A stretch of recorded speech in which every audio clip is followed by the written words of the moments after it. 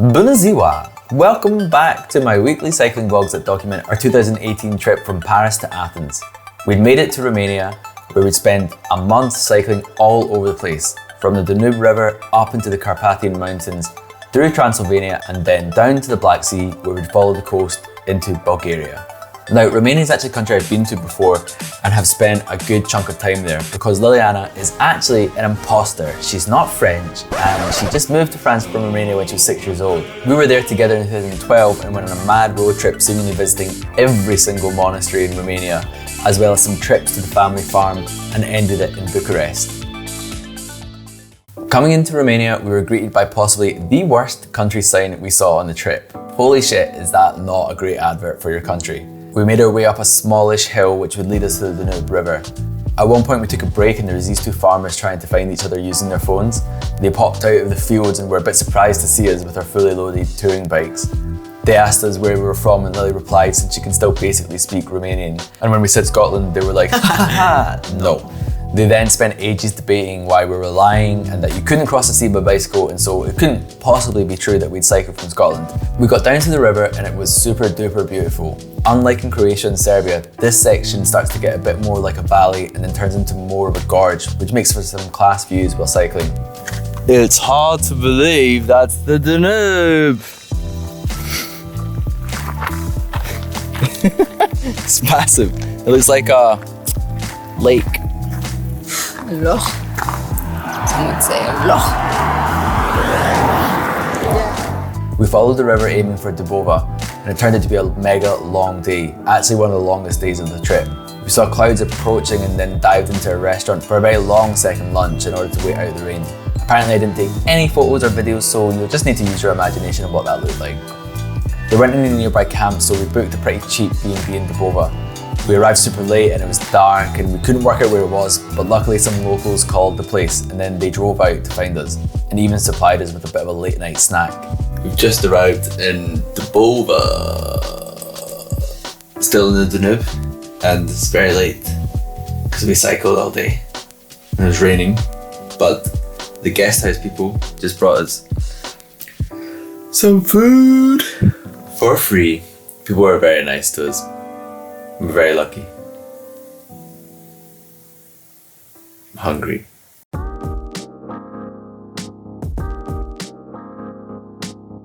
In the morning, it turned out to be a beautiful day and we continued along the river until we reached the Decebal face carving.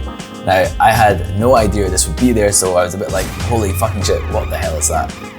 Apparently some rich guy who loved Romanian history commissioned the carving of King Decebal, so it's not actually as old as you might think. Also, apparently Liliana was super insistent to her mum that she be brought here to see it for some reason when she was a teenager, but completely forgot about it afterwards. But now, here we were, we'd finally made it. The carving roughly sits where the Carpathian mountains meet the Danube. These mountains just about split the country in half. We planned to cross the mountains at the Transfiguration Pass, but we decided to take a little detour into the hills towards Baila Herculean, as the route seemed really nice, which it totally was. Hey, I'm a vlogger. I'm vlogging right now. Alright, where are we? We're in a valley. We've come off the Danube and we've travelled up past Herculane, past lots of natural swimming pools and stuff like that. We stayed in a campsite last night, very cheap, just 10 lei, which is like 2-3 euros. And it was nice, but what? Yeah, I speak in euros because we've been in Europe for ages. A couple pounds. Anyway, we're now going to travel up and over some hills and then down towards Targa Jiu. The campsite last night was really weird. It was very low key. The toilets were pretty horrible. And this morning, they like pumped them and then the guy like left what was in the hose of, you know, jobbies into the river, which is really nice because it's like people swimming in it and thermal pools and stuff, but that's human life. Get over it. So now we're gonna continue up. It's a steady climb. As you can see, we're at one of these cool spots, drying our stuff. Liliana's probably just gonna take a panorama. There's lots of these benches and kind of wild camp spots all the way along the route. seems like a very non-touristy for like internationals area. So lots of Romanians, and there are like lots of kind of free camp spots, which is great. I'd recommend this area for people traveling through Romania. You have to be prepared, and you also have to speak a minimum of Romanian. Like if you come as, you know, as you would go in any other country, you'll be lost. I don't think so. Yeah? Yeah. Oh, okay. I don't think so.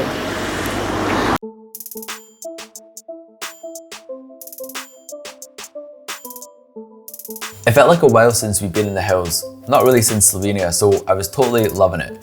We stopped off at the top of this very cool old restaurant. There was no menu and they definitely overcharged us, but it was still really cheap and tasty.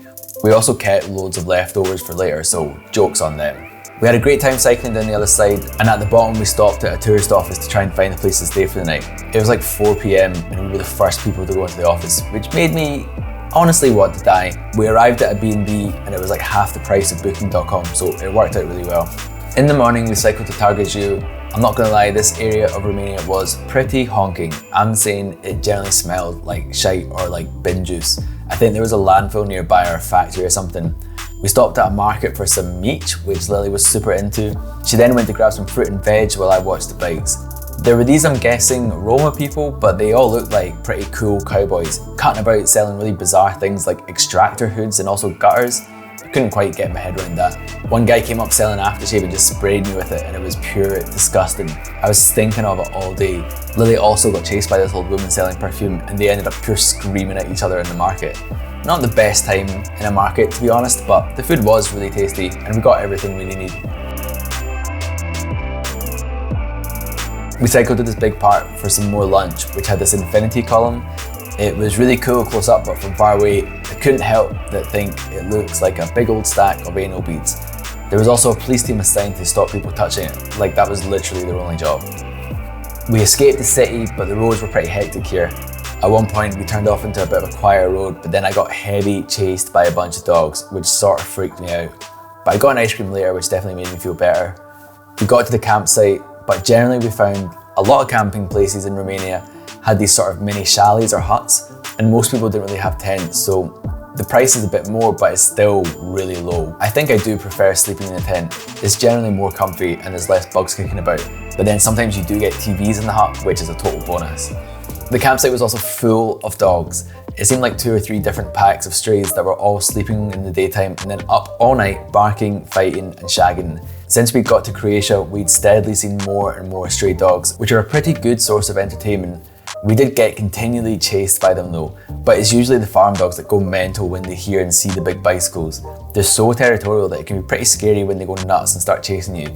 The thing is though, they really do anything. Just shouting back at them doesn't really help, but a squish of water can sometimes deter them or make them even more angry. It really depends. But basically, you just need to cycle away from them as fast as you can. There's no real hard and fast rules about it. We also ran into Christian and his cycling buddies who were on a good adventure around the mountains. It's always nice to connect with other cyclists, and we'd end up running into them a few times on the trip. I was also determined throughout our cycling adventure to avoid buying bottles of water to fill up our flasks. Firstly, because I'm a cheapskate, and secondly, I didn't really want to do a relatively eco-friendly trip while leaving a stream of plastic bottles behind. So opportunities like this to use a cool well is really fun, but in this case, the water actually ended up tasting like mud, which obviously is gross. Generally though, Romania, Bulgaria and probably Greece had the best water. You could get it streaming from mountains and it just tasted so good. We had a bit of a hassle in the morning looking for cooking fuel for our stove. I did manage to find this which could just about cook our stuff, but was very slow because of the low alcohol percentage. But of course the real winner is what looks like a very drunk nurse, high, probably drinking this blue nectar. Don't really know what kind of message they're trying to convey with this branding.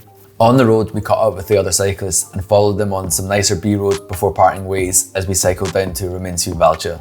I'm probably pronouncing that wrong, but let's just move on. We stopped by these weird rocks for lunch and took some videos. Look at all this sand! Annoyingly, what I don't have photos or videos of is the greatest businessman ever. He accosted us from the side of the road and started telling us his big plans. New York, $1 billion. I'm listening. Donald Trump. Go on. Mercedes-Benz. Okay, it's a car company. I like this idea. Where are we going next? England. The Beatles. Rolling Stones. David Beckham. The Queen of England, Prince Harry, here tomorrow. Like, hold up. You're telling me that the royal family is coming to Ramincu, Valcea tomorrow? Yes, yes, yes! $1 billion, Aerosmith, Boeing, 747. Quickly, I realised that there were some flaws in the business plan. Part of me started to wonder if he really did know the Beatles and Donald Trump, and maybe he was just saying key words that he knew in English. Luckily though, he gave me his business cards, which, when I looked at later, I just had a lot of questions, to be honest. We parted ways and he wished us a Merry Christmas, and we set out starting to climb towards the base of the Carpathian mountains, where over the next few days we tackled the highest pass of 2,000 metres over the world famous Transfiguration Pass.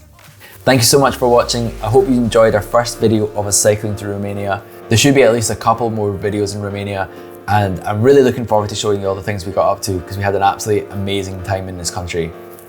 If you've got any questions, leave me a comment below and make sure you subscribe to get all your cycling adventure fixes every week. Merry Christmas.